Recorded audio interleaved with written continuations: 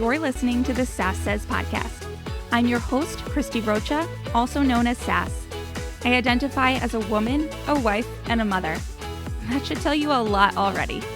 And over the last few years, I've learned the value of talk therapy. I have seen how my inner work not only enhances my own well-being, but also my marriage, my parenting, my relationships. And in fact, you wouldn't be hearing this right now if it weren't for the work I've done. My mission is to debunk the misconceptions and stigmas around what therapy is and who it's for. Let's normalize working on our mental health and seeking help when needed. We've all heard of self-care, self-help, and self-love, but do you often wonder how to actually make it all happen? I do. You'll hear strategy-based conversations with professionals, as well as inspiring and validating stories from women who are just like you and me. Think of this podcast as the weekly therapy sessions you didn't know you needed, with a dash of sass, a lot of vulnerability, and me, relentlessly asking, but how? All right. I've got Adriana Keefe back on the show today. She is my first two-timing guest. Second time around guest. I don't know. Anyway, as a reminder, Adriana is an award-winning real estate dropout turned life and manifestation coach. She teaches entrepreneurs how to retrain their brain to build confidence and quit the hustle mentality. Adriana is a wife, mom of 3, lover of wine and new girl, love both of those things, and host of the podcast Women Who Want More. Her biggest obsession in life is working with highly emotional and empathic women who want to understand that their emotions are their superpower and live up to their fullest potential. She was also my guest on episode 74. Okay, so I asked Adriana back because we didn't quite get deep into all of the areas of her expertise. So today we do that. We get much deeper into manifesting, which was nice because, as you know, I've done a lot more work in this area, so I had some questions that I definitely would not have had the first time we interviewed. We also talk about decluttering our physical space in order to help us declutter our mental and emotional headspace. This conversation truly becomes a coaching session for me, so if you've resonated with parts of my story and journey with manifesting, body image, trying to just keep up with a clean house and do all the things, I think you're gonna love this. I won't keep you from it a second longer. Here she is. Catch you on the other side. Hey, Adriana. So nice to see you again. How are you? Hi, beautiful. I am so great. How are you? I'm okay, as we know. Our house is already feeling the back to school sickness waves, and it's mom's turn to feel it. So here we are. There's Yeah. nothing worse than being sick and taking care of sick family members. I mean, ugh. Yeah. And you know what? I will be honest with you.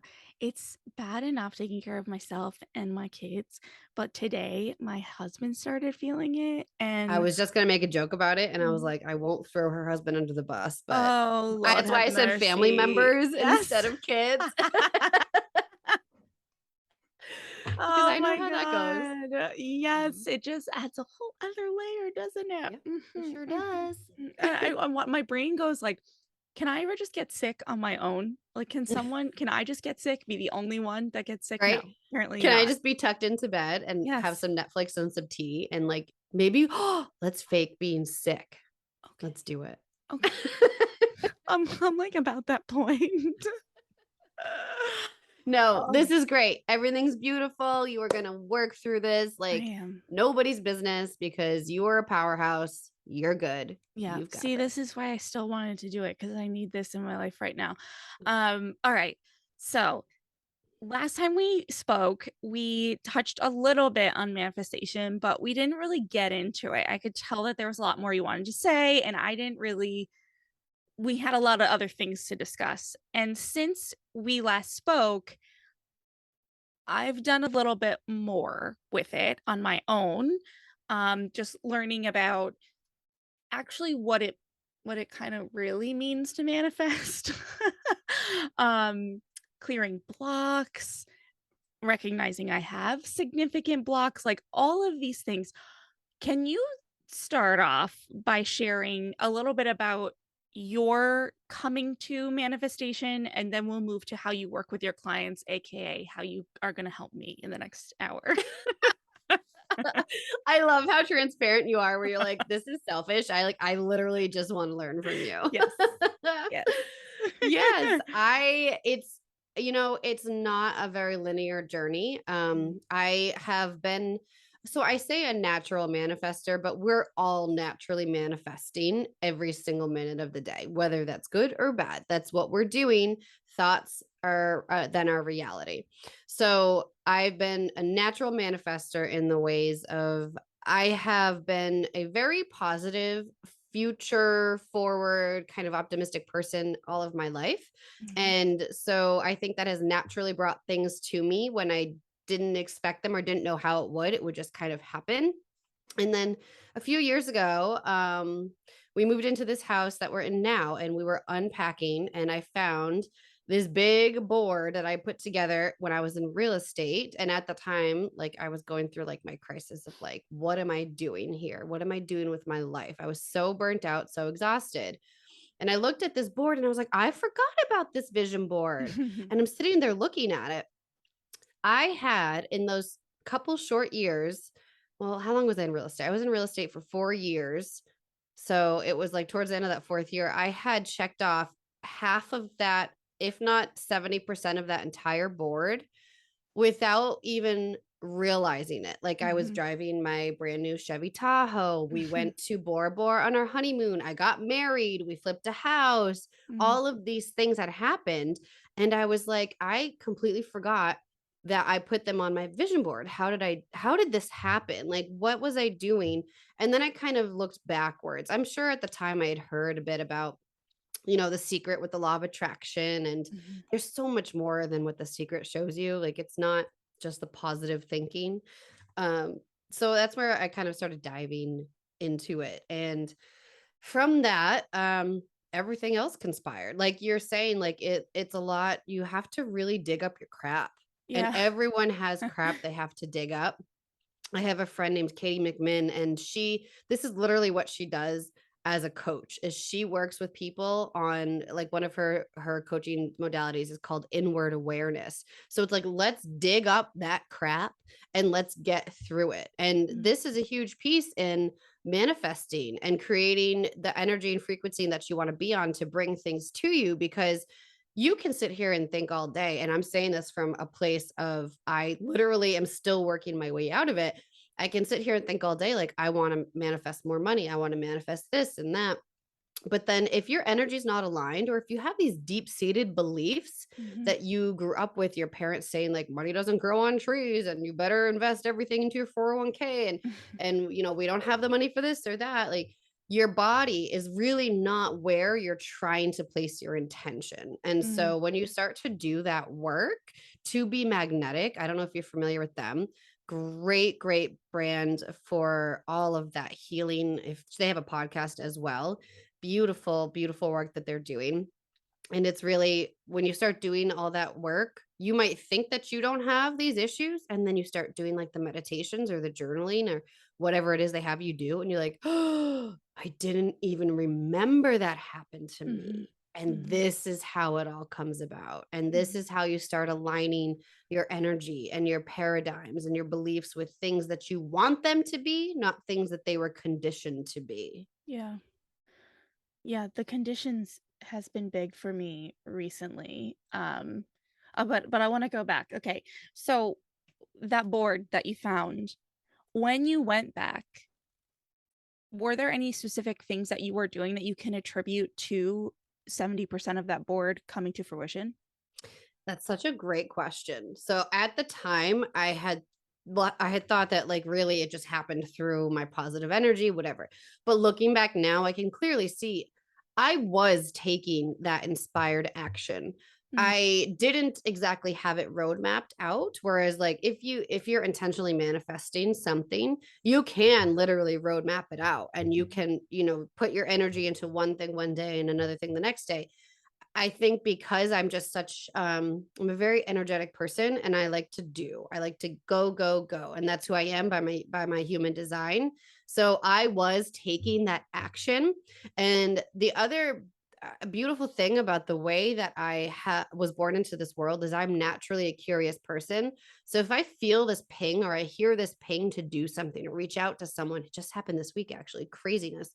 Like I follow that thought, I follow that interest, and that is where I'm getting that inspired action. That's where I have since learned that I'm channeling from the universe what I need to do, and I'm following my path. And so naturally being curious really led me to that action that I needed to take. Mhm. And so now that you've, learned more about all of this, what are the differences between what you intentionally do now versus what you just do naturally? So Or my what intention, changed? You know what I'm saying? Like, yeah, yeah. I would say the real intentionality behind it changed because back then, yes, I was a go-getter. I mean, I still am, without direction though. It was Mm, like I'd follow these and I'd go for them. Whereas now, I mean, I can intentionally manifest money within a certain amount of time if I'm working, if I'm keeping myself on track. So what I mean by that is I have a daily routine that I do every single day now, which includes like some self-care, like wake up, exercise, meditate, read, but then as Katie McMahon would call it, my inward awareness part of my morning routine is like doing an unblocking DI, which is a drop-in that works with the 2B magnetic community, with journaling, with gratitude, with intentional writing to the universe of what I'm asking for, with releasing it, releasing the how. Like there's a lot more intention behind exactly what I'm trying to do now. And I make space for it in every single day. mhm. So, about how long does that morning routine take you? So the brief self-care morning routine part that I do before the kids wake, if I'm at home exercising, doing all that stuff, I take my time about 45 minutes to an hour. Okay. On some days, like Wednesdays, like today, I went and I did a fitness class at a studio. So that's 45 minutes. And then I come home. And so there's a little bit longer there. And then the unblocking part of my morning and the intentional manifesting part of my morning, I do before work. So like I'm ready for work, the kids are after school, but before I actually sit down and check my email, this is time for me to work on my stuff. Okay. And that I set aside about 45 minutes to an hour of. And Okay. I think that's something that if I could go back in my life and change all that hustle and grind mentality, that's what I would change is you can hustle and hustle and hustle and maybe still get there, but then you can also be intentional with taking care of your mind, body, and soul and line it up in such a way where you can ease into your workday with much less grind and much less, I have to get this done, I have to get this done. And things still happen and things happen better than you'd expect. Yeah. And a last like nitpicky question, then I'll move on. But what time do you go to bed and wake up? Ooh, I try to go to bed by 9:30. Mhm. But I'm not gonna lie, a lot of that evening, if like the kids are going to bed later or something, that's like me and my husband time. And so we like that quiet time. But I try to go to bed by 9:30 because I like to be up by 5:45 the next day. Okay. Okay, I'm just wondering. Okay. But that's because my kids wake up at like 6:30 or 7. Yeah. If my kids were sleeping until like 7:30 or 8, I would shift that a little. Yeah. Mm, you have me thinking Why? because What time do your kids wake up? this morning I had to pull them out of bed. Oh, well, that's because they're sick though. Yeah, yeah, a little bit, but it's been hard like transitioning into school. Um they would sleep on the weekends. They'll sleep till like 9 or 10. Wow.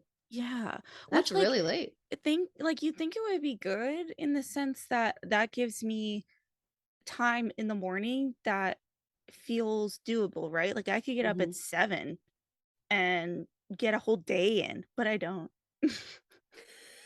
Yep. Okay, let's move on because Well, okay. but now I'm curious why your kids are sleeping so late. Are they eating too late at night? No, Hmm. That's so no, interesting. I've been shifting their bedtime a little bit earlier. Um but I don't know. I Mm. think, even if they're not sleeping, they'll be chill. But there are plenty of mornings where it's a battle to get, particularly my daughter, up and out. I Hmm. don't know. You know what I think too? I think that part of it is that the amount of time they're in school significantly increased in the last 2 weeks, 3 weeks, and I just don't think they've adjusted yet. Like they're exhausted when they get Yeah. home. Yep. Um, That's so true. Their little and brains are so tired. yeah, and our weekends are still busy, almost like it's summer still. And Yeah. Same so here. they're not really getting the break on the weekend. They're getting ramped up on the weekend. Hmm. Yeah. Anyway. All right. This is a whole thing. I don't know. This is like an off air thing because I could talk about this all day because I am feeling it. They're also, my daughter is now, she's 4.5 and is like full blown with nightmares. Like, Oh so no. she's Well, no up. wonder she's sleeping so Yeah, late. she's up a Oh, lot because she's scared, and we have to go in there and like remind her there's no monsters and the whole oh thing, and she's gosh. safe. And Oh, you sad. know, yeah, yeah. Apparently, that's very normal at this age, though. Try Um, some essential oils, maybe ones that are okay, safe for kids. yeah, okay, I'll do that. You're like anything. Give me Anything, anything. anything. Oh my gosh! All right, so okay, so. mm, Okay, so I made a note when you were talking too about the secret and positive thinking, and I want you to help clear up some perhaps misunderstandings or misconceptions for someone listening who just thinks like, cool, I'm gonna manifest $1 million and I'm just gonna think positively about it and say, hey, I love a million Hmm. dollars. Here's $1 million. Like, talk to me about what it is manifesting actually is versus just saying, "Hey, I want $1 million." Yeah. Oh, I loved The Secret for introducing me to this world because before then I never really thought anything about how I spoke and how I felt and what came into my life and reality. So I love it for that. Um, but if everyone could just say like I want $1 million, we would literally all be millionaires. So Yeah. obviously there's so much more to it than that. Right. So it's like, where do I start with this question? Okay. Many of the times that well, let's back up. Sorry. I like have so many things I'm trying to say right now. So manifestation at its core is literally just bringing a thought or an idea into reality. An airplane is a manifestation. A computer is a manifestation. So when you hear the word manifest, it's not as woo woo as as the communities have kind of made it sound. Hmm. There's science behind it. Dr. Joe Dispenza has incredible work on the brain and the neuroplasticity and manifestation.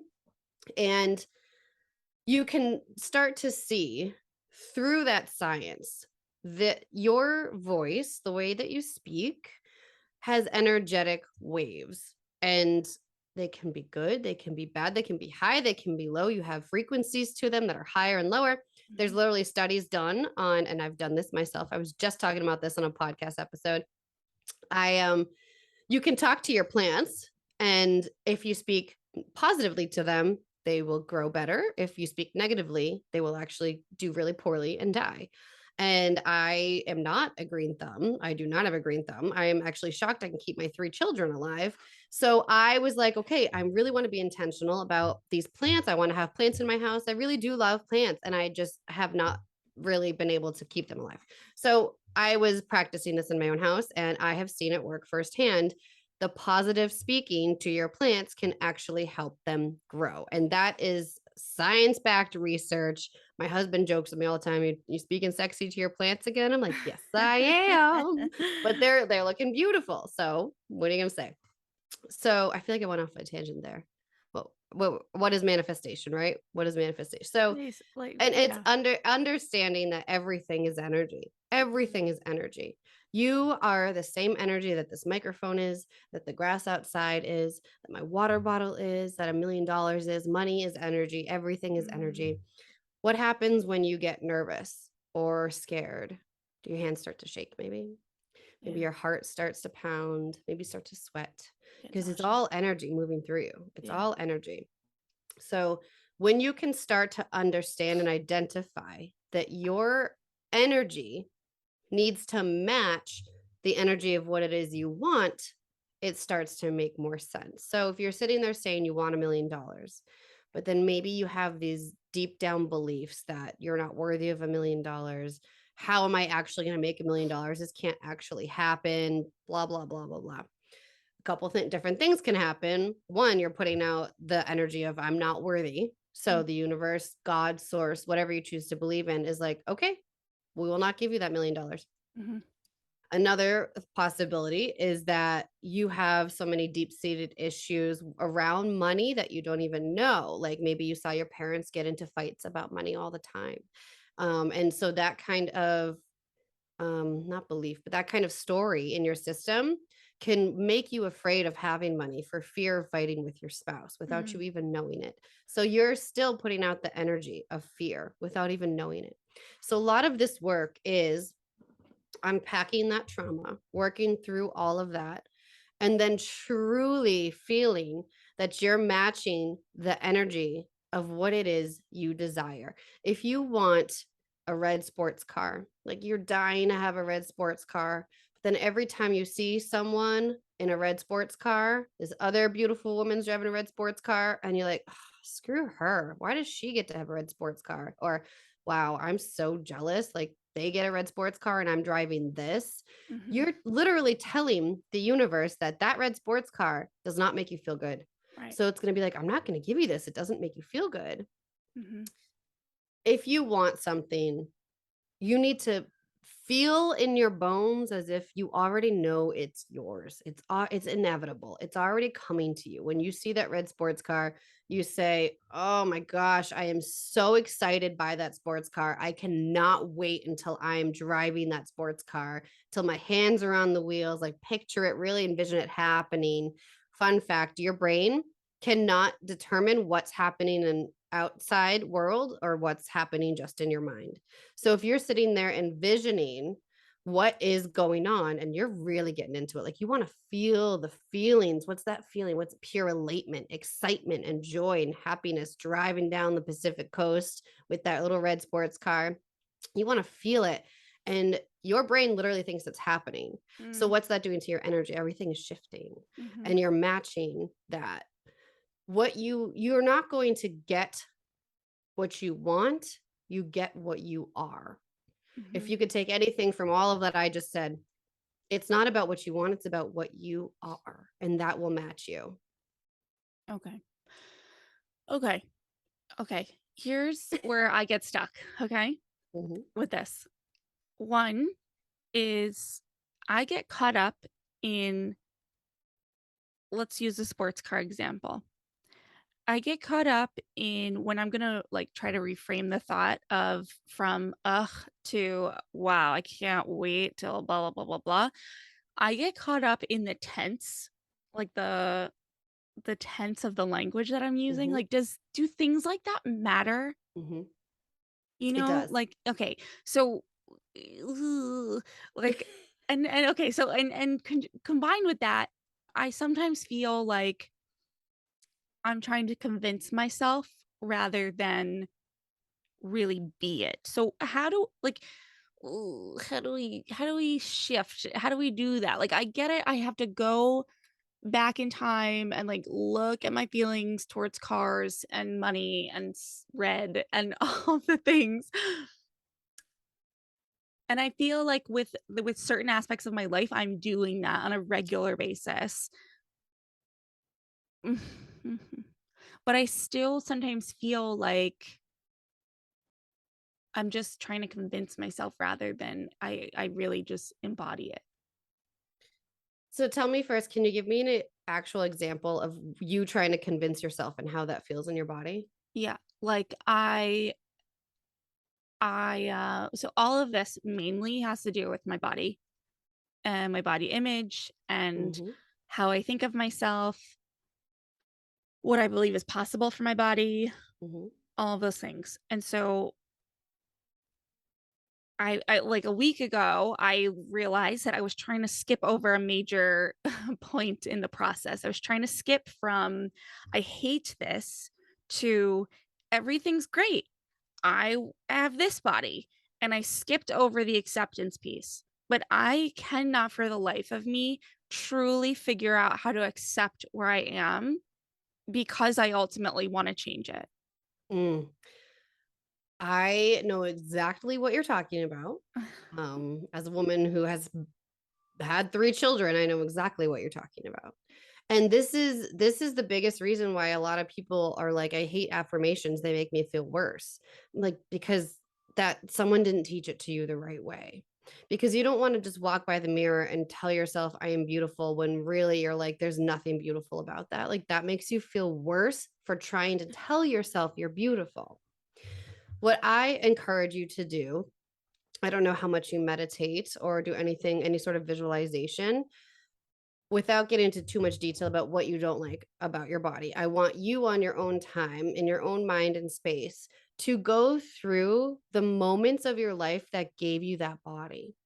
The good, beautiful moments. Were you pregnant and then you recognized a little stretch mark? And then maybe that beautiful human came out perfectly healthy and was breathing and has changed your world? You mean the body I'm in?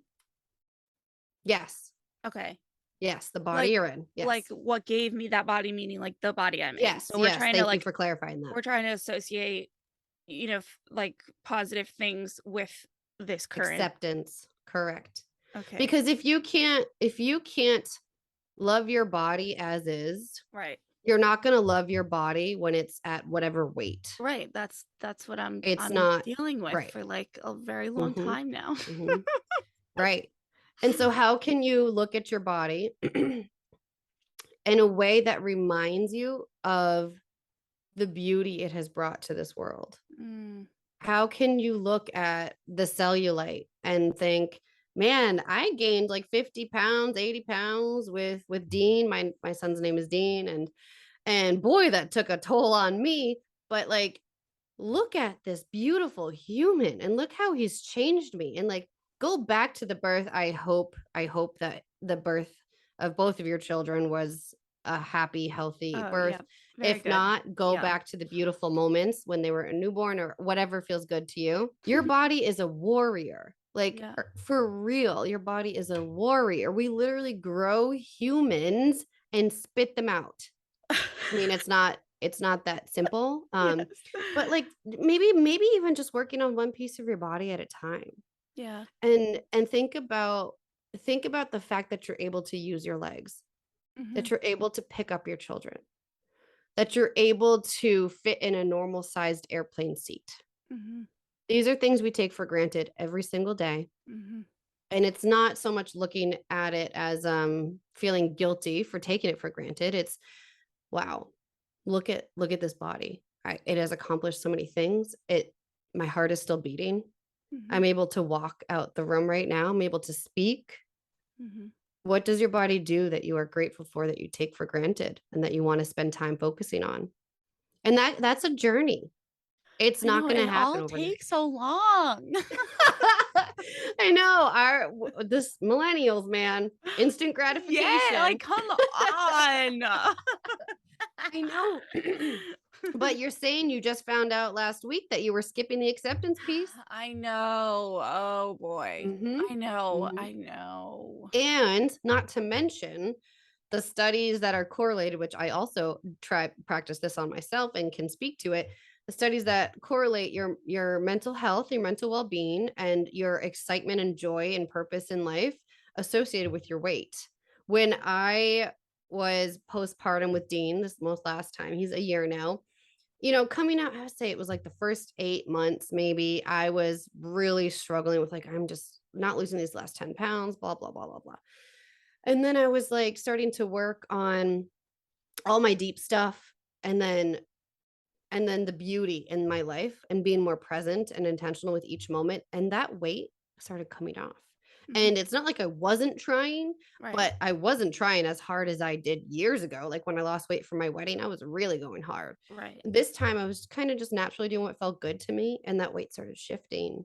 And there's so much more mixed in with your mind and your body and whatever weight you hold. And I know there's different things to be said about like if you hold weight in your gut, it's stress. And I don't know how accurate all those things are, but either way, stress and anxiety and all of that can contribute to. Yeah. Yeah. I mean, honestly, just the thought in my head right now is not a good one. Are you open to saying it or no? Yeah, I just wish that I had learned all this before I had kids. I wish that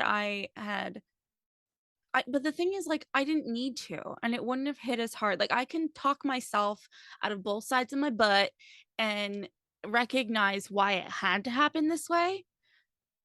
However, so the other thing that I was gonna ask you is like, you know, I also get caught up in this condition that I have to be doing this sort of thing all day long, every day. Like the reframing and the visualizing, and like if I'm not doing that, then it's not gonna work. And it's like it's all tied together. I'm like, well, if I had just learned this before I had two other humans to take care of, I would have had more time to visualize all day long. And it's like it's such a bad spiral that I can get into. And I'm also thinking about how you started this by saying like your voice has frequency and mine is low right now. I can feel it. My energy. I'm so sorry. You're gonna have to take a shower after this because I can feel it. I'm frustrated. I'm frustrated. You are my ideal client. Literally high achiever, right? Yeah. Overachiever, because you Yeah. feel like if you stop doing, then it won't work. Yeah. I am the same. Like literally my ideal client in my business is me for 3-4 years ago because Mhm. I've been there. I get it. I understand it. Yeah. I will tell you from a manifestation point of view, just do your best. Mhm. Make sure that you're giving yourself grace. You are a busy mom. Mhm. If you're trying to do things so much so that it's putting you into a spiral of oh god, now I didn't do this, now I didn't do that. No, you have to learn to let it go. Mhm. And that's a huge piece of manifestation that I had a hard time with at first, especially when it came to money. You have to let go of the how. Yeah. And it's extremely difficult, but recognize what you're doing each and every day. And if it helps, start a journal, and at the end of every single day when you're climbing into bed, grab your pen, your journal, and just write down what are a couple of things that you did intentionally today to manifest your goal. Give yourself a pat on the back for that. Like, we don't just stop and celebrate the things that we're doing, I know. especially as a mom. Like, look at what you did from the moment you woke up to the end of the day. If it helps you to literally write down your entire day to see how much you do to give yourself grace, then that's what you need to do. Mhm. Just do your best to be intentional with the resources that you have. Have faith in the universe and God and source, whatever it is you believe in. Have faith that it's inevitably yours because you can feel it in your bones. This is for you or for your highest good, whatever the outcome is. It's hard. I know it is. Yeah. All right. And I know that there's like, days worth of more to say here, but one thing that is occurring to me, and it is something that, I wanted to ask you about is like I as tied into all of that is literally feeling like I'm drowning in my house. Like everywhere I go in my house, there's something to do. There's something to clean. There's a surface that has stuff all over it. And I absolutely know that this plays a part in the stuckness that I feel about my body. Like they're two totally different things, but it all contributes. Like, well, okay, the clearing the clutter, whether it's from my house or my brain or whatever it is, like where do I start? You just reminded me I didn't light my candle. I always do this before I'm on a podcast or some sort of speaking engagement because it is a master healer, cleanser, energizer candle. So maybe, you know what? Maybe I can Reiki channel some of this energy to you. Actually, I can feel it. Hold on. Let's Reiki. Let me give it to some of you. So there is, oof, all right, calm down. See, I get so worked up about things like this where I'm like, I want to do it all. I know. Especially for moms, because of the burnt out mom culture. It's like, I'm sick of moms feeling like it's great to be so I exhausted and know, to like the complain about badge your of exhaustion. honor. I'm the Yes. busiest one. Yes. Busy. I hate the word Blah. busy. I hate the word busy. Mm. Your home Yes. is where you spend a good amount of your time, if not the majority of your time. Every day, almost all Every day. day. Every day. Yes. You need to be treating it like the sanctuary that it is. From the moment you walk in your door, let's do a little visualization. So you walk in your door, whether that's off your mudroom, from the garage or the front door, the back door, whatever. You're walking in your door. Mm-hmm. You see that there's shoes all over the place, school papers all over the counter. The dog ripped apart a toy. It's now all over the floor. Your husband is just sitting there doing nothing, or wife, just sitting there doing nothing. Ooh, I got a snort out of that one. I'm a snorter too. I just have to clarify that it's not just like the husband comment. It's like literally minus if you swap dog for 2-year-old just tore apart a toy. Like it's literally my house. So So you're there, you're in it, you feel it. I'm in it. How does that make you feel? What feelings come out? Like I can feel it right now. I have like a pit in my stomach. Like it's just like anxious. I feel like I can't be productive or relax until it's clear. And then sometimes I feel so tired, and like right now I'm like kind of sick that I've been letting it go a little, and then I have guilt over it, and then I still hate it. I hate looking at it. It makes me feel like dirty. Ugh. It makes me feel dirty. It makes me feel like helpless sometimes too, because I'm just one person. All of that is probably what every other mom out there is thinking as they listen to this. Yeah. All of those feelings are creating this energy in your body that is bringing everything around you down, in you, around you, everything. Your heart might start beating too fast. You might start feeling like you're going to cry. Maybe you're shaking with rage because your husband left all the cabinets open again. Like, why do they do? How hard is it to close a cabinet? I don't understand. But I digress. This is the energy you're putting out there. Yeah. So one, now your energy has become very shifted into negative, and nothing around you is going to be that positive. But now you're also giving that energy to your family around you. Yeah. And when you walk in the door, maybe your spouse is thinking, "Ooh, what's up with her?" Or your kids are like, "Uh-oh, we should probably avoid mommy." And that is not how we want it to be. Now let's try again. Say you walk into that door. Everything is as close to immaculate as possible. Oh, and it smells good. Maybe there's some oils. Maybe there's a soy candle burning, whatever it is that you have. It feels luxurious almost. It feels like you can walk in and not have to do anything besides go say hi to your kids. How was your day? What's that like? Light. Relief. Free.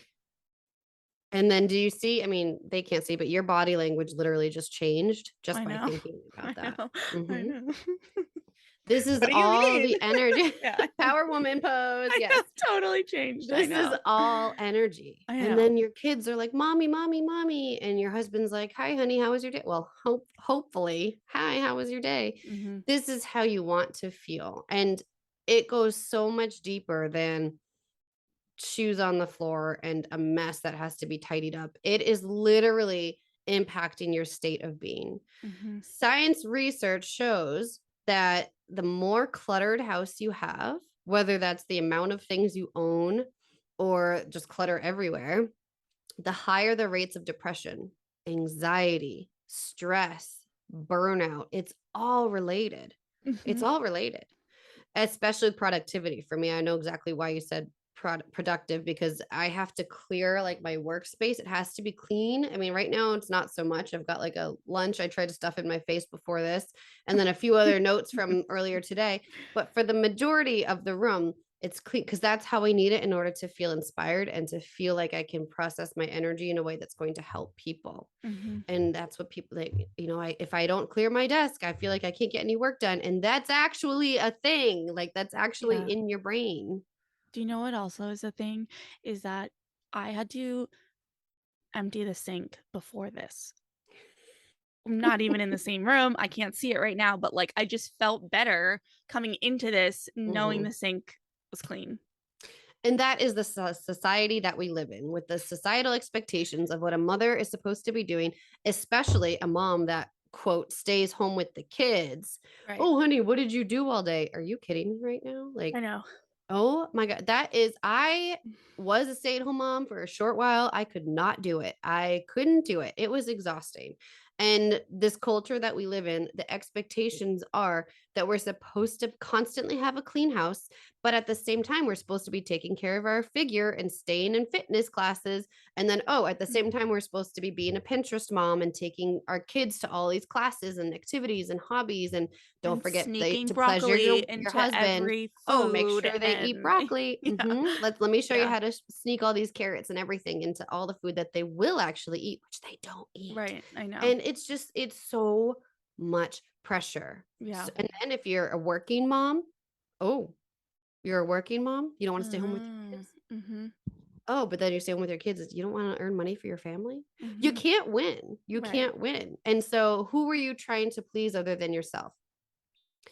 If I ask you this one question, when you get to the end of your life and it is almost your time to go, do you want to spend those moments thinking about the fact that you spent all your time cleaning and worrying about what others thought and worrying about the dishes than taking time for you or for your kids or trying a hobby, chasing your dreams? No. What's going to mean more to you? The kids and the hobbies and the dreams. Say it louder. What's going to mean more to you? The kids and the hobbies and the dreams. Thank you. And the Okay. self-care. Right. Right.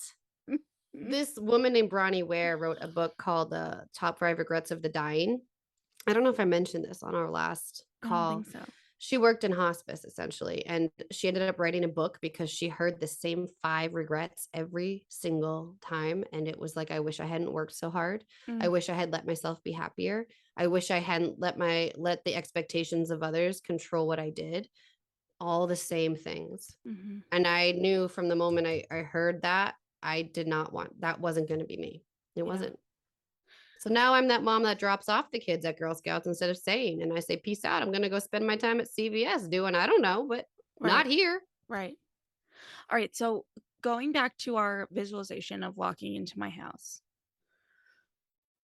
like what do I do with that? Do I marry the two somehow? Like how, if there are shoes everywhere and this, that, and the other, like how do I get the feeling of not having shoes everywhere, even though there might be? Well, it starts with actually doing the physical work. And by that, I mean, declutter your house. Okay. And this again, like literally get rid of literally. And this again is a process. So it's not like something that you're gonna be like, I'm gonna spend Saturday and get rid of all this stuff. No, that's not gonna happen. You're gonna come across things that are sentimental and but this one time and but that one time. It's not gonna happen. So don't do that to yourself. But maybe start somewhere easy like the bathroom and throw away all the expired stuff and maybe all the old crusty towels and whatever. And how can you make it feel luxurious? How can you make it feel exciting? It could be as simple as buying a few fluffy towels to replace the old ones and maybe putting a little clear quartz candle in there and lighting it when you take a bath or a shower. Like, how can you make it feel like you want to be in that bathroom? And going through your house little by little and purging what's unnecessary. Because if you don't like to bake, do you really need 3 drawers of baking things? Literally, that was me, because people just kept giving you stuff like for your wedding, for buying a new house. And we've had a couple new houses and, all of that. And you don't need as much stuff as you think you do. Yeah. So get rid of all the junk that's not necessary. It feels so good. At first, it might feel difficult, but after you take some of those carloads to the Salvation Army or wherever, you're just like, oh, wow, I can breathe. And then you just want to keep going. Yeah. I did this a little bit a couple weeks ago, and here's the problem: is that everything I purged is sitting in other places of my house now Oh, in piles and boxes waiting to go somewhere, and it's been brutal. there. It's like I gotta get rid of it. You do not want to start on a new location until you finish the first one.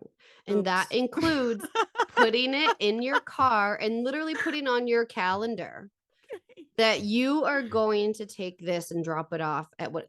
Where's your phone? Get your phone. Do it right Yeah. now. Okay. Do it All right now. Okay. Put a time.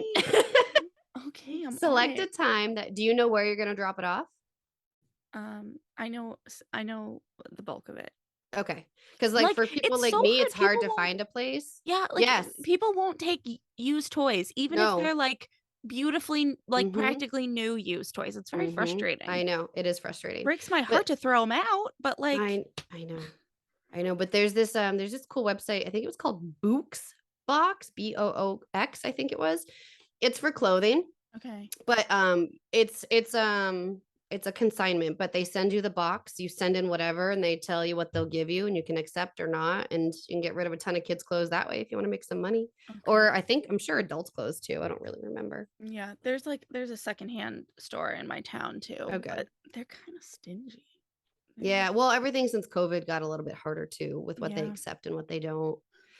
But that's a big part is like make sure you schedule a time to actually drop it off, or that's what happens. It sits there. All right, I put There. on that I'm gonna call the one place that says they Good. take toys, so I have to call them. Yeah. Yep. And then don't do anything else until you do that. Yeah.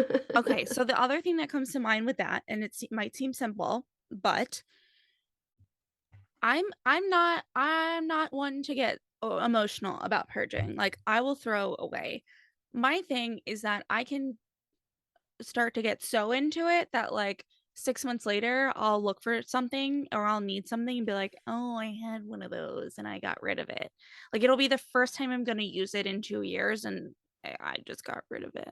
And You that just buy is totally something, fine. buy it, like, Yes. Then you know it's a worthwhile investment. If it's something that you're actually looking to use, it's okay, invest in it again. And if you feel like you're in the future going to be like, well, I'm just going to toss it again, put a little note on it, like a sticky note, and be like, do not throw away when purging. You will need this in 2 years, like whatever it is. Yeah. Like for me, makeup, I love makeup. I love doing my hair, my makeup, my nails. During COVID, when did I didn't put makeup on that much, but I still have a good amount of makeup because it makes me feel good. Yeah. So I'm not Marie Kondo. You know who Marie Kondo is, right? Uh-huh. I'm not about that life. I'm not about like keep 7 t-shirts. Like, no, that's not me. I keep clothes and makeup and earrings make me feel good. I have an abundance of them. So what makes you feel good and what you know you're going to use on like that one gala night a year, keep it. Yeah. Keep it. Okay. It brings you joy. Yeah, because the thing is now, and this is like it goes back to the whole body thing, because I could get rid of most of this closet because I haven't worn it in almost 3 years. I do that too. Because they don't fit me. And I'm like, but I will get there. But how awesome would it feel to maybe give yourself a little bit of goals? Like when I look like this to myself, maybe I'll splurge and do a Stitch Fix box. And like new clothing feels more exciting to me than old clothing. I know, because then I look at it and I'm like, I'm too old to wear this stuff. Oh, I know. I go through some of my stuff and I'm like, really? When did I think I was going to wear that again? At the club in my 30s with 3 kids? Right. Like I have some stuff, that like, sure, I'll go to Vegas again in my life, but I won't be wearing what I wore when I was 22. And you know what I tell myself? Sure, I'll go to Vegas again, but at that point in time, I'll have so much money. It doesn't matter. I'll just buy a new one. Okay, see, that's good. Okay, all right. Okay, so for you, okay, this is good. Okay, so for you, if you do, how do I want to ask this? You're a human being still, right? Like you are a human being. I think so. Yeah. Yeah.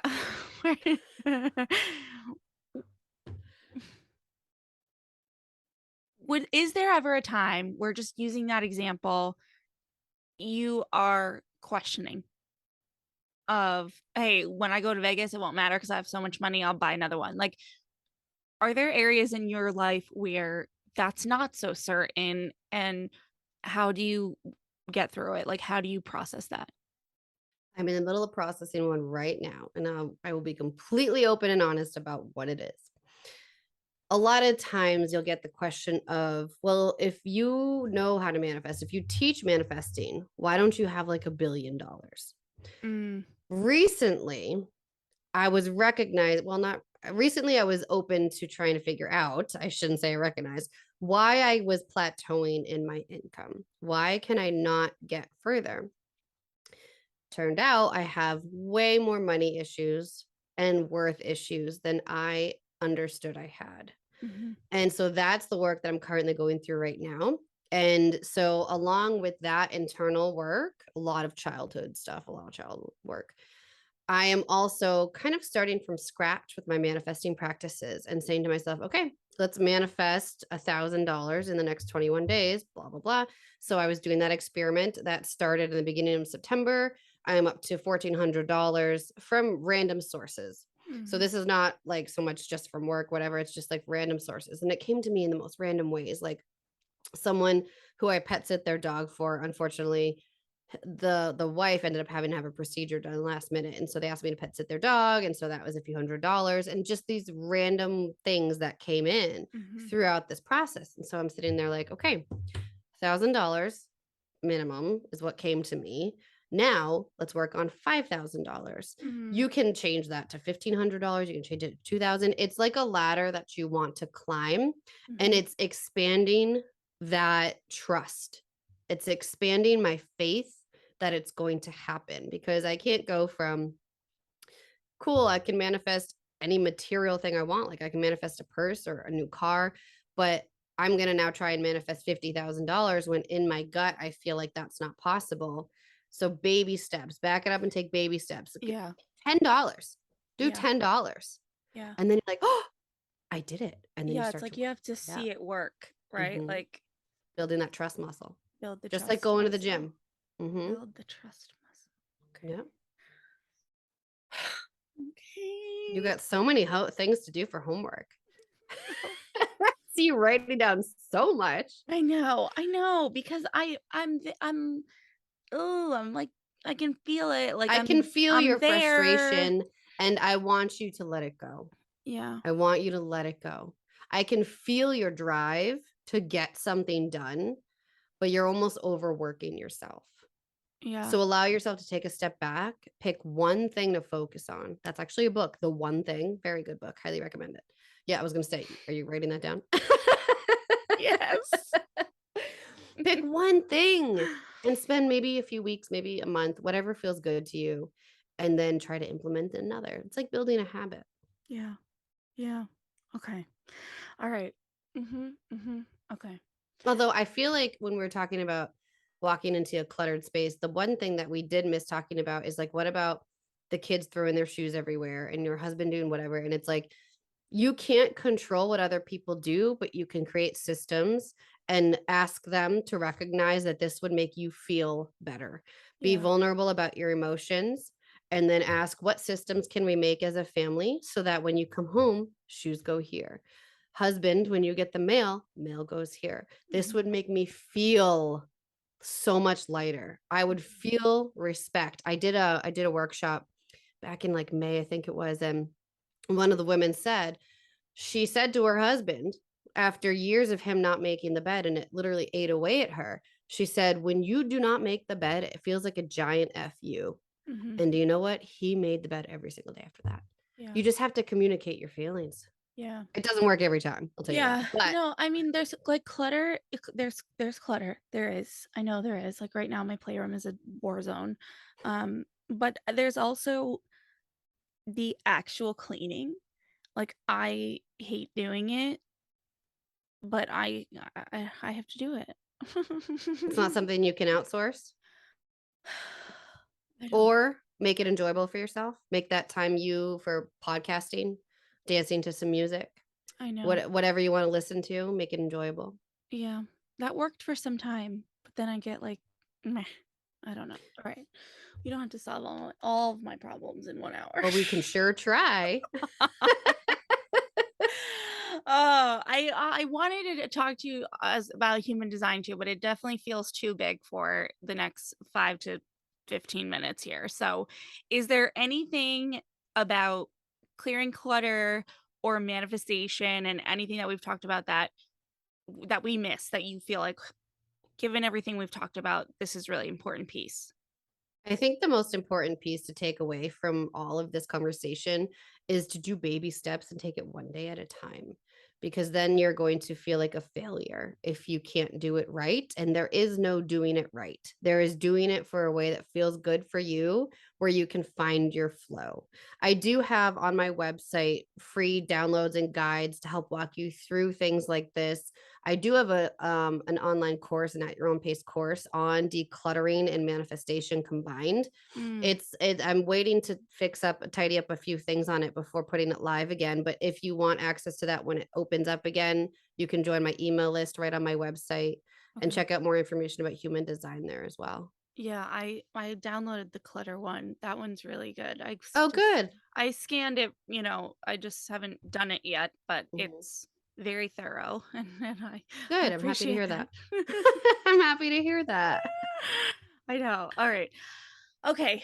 And just because you did mention it twice, can you just give the very simple, what is human design? Because I've heard this before, but what, I don't really know what it is. Human design is a pseudoscience, as some people call it, that is like the energetic blueprint to your soul. By a client one time said to me, it was like the window to my soul. And you can think of it as like the operating manual for who you are. Some people are obsessed with like the Enneagram or the Myers-Briggs, and that's all good for those who resonate with it. Never resonated for me. I think it was because it was a personality test. And so I was like, yeah, I already know I'm that way. But with human design, it's based on the energy from the sun and astrology at the time and place you were born. You can get a free body chart right on my website as well. You can download it and see what you are. But it's the energy called neutrinos, which is like this tiny little subatomic mass particle that imprints on your body and your soul. And you learn through human design how you're authentically supposed to be creating in this world, making decisions in this world, who you would be if you were not conditioned from the societal expectations, and really allowing you to come back home to who you are. And once I found that, business just flowed. Life just started flowing. You follow your strategy and authority, which are two things according to your type. And that literally teaches you how to make decisions and how to move forward. Okay. It's a whole nother conversation. A can of worms. It is. It's a can of worms. All right. All right. So we'll wrap it up here for now. And then, hey, maybe there's a part 3 on this human design, because I really, this really turned into such a coaching interview, coach view. I don't know what. Someone out there also needed to hear it. So. All right, because now that I have my chart, I want to know about it. And I just read the Enneagram book, and I'm, figuring out all this stuff. And I know I'm curious now how it's different. So anyway, all right. Thank you for your time today. You're so welcome. You're wonderful. I appreciate you. And we'll do this again. Yeah. I mean, if anyone wants to dive deeper on human design, I do have a free workshop up on my website too. So they can figure that out there too. Oh, okay. Yeah. Anyone needing me. Got it. Okay. Well, yeah. Yeah. And I do chart readings too. So whatever. All right, cool. All right. Thank you so much. You're so welcome.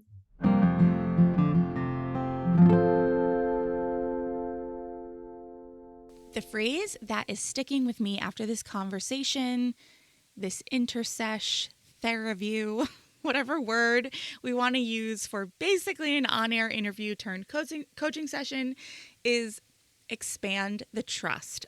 oh, I love this.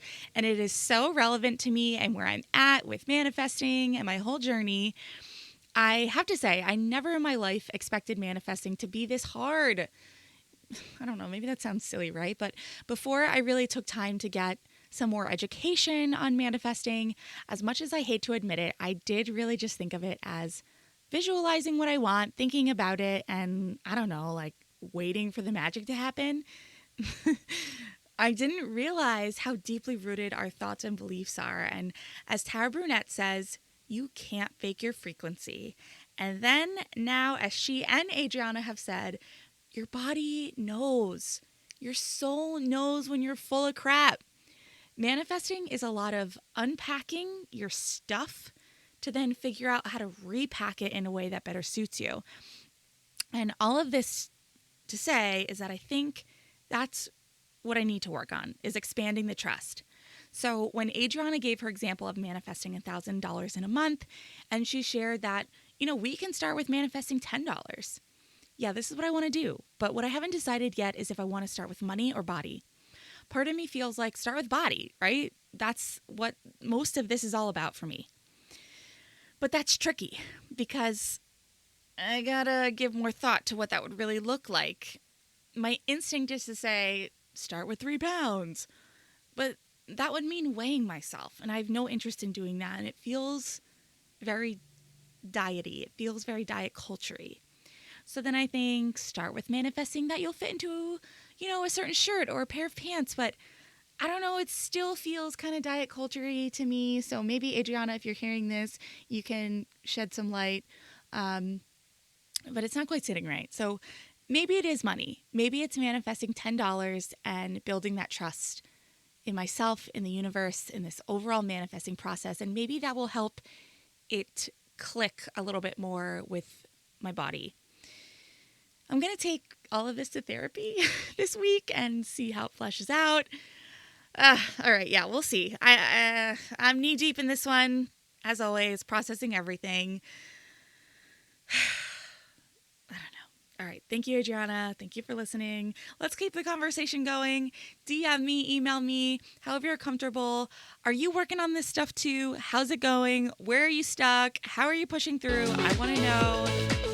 All right. Bye. Thank you so much for tuning in today. Sass Says is a production of Luann Nigara, Inc. This podcast is meant to be educational and not meant to replace professional therapy or professional medical attention. To learn more about today's show and what's new in my world, head over to sasssays.com. Thanks so much. Talk later.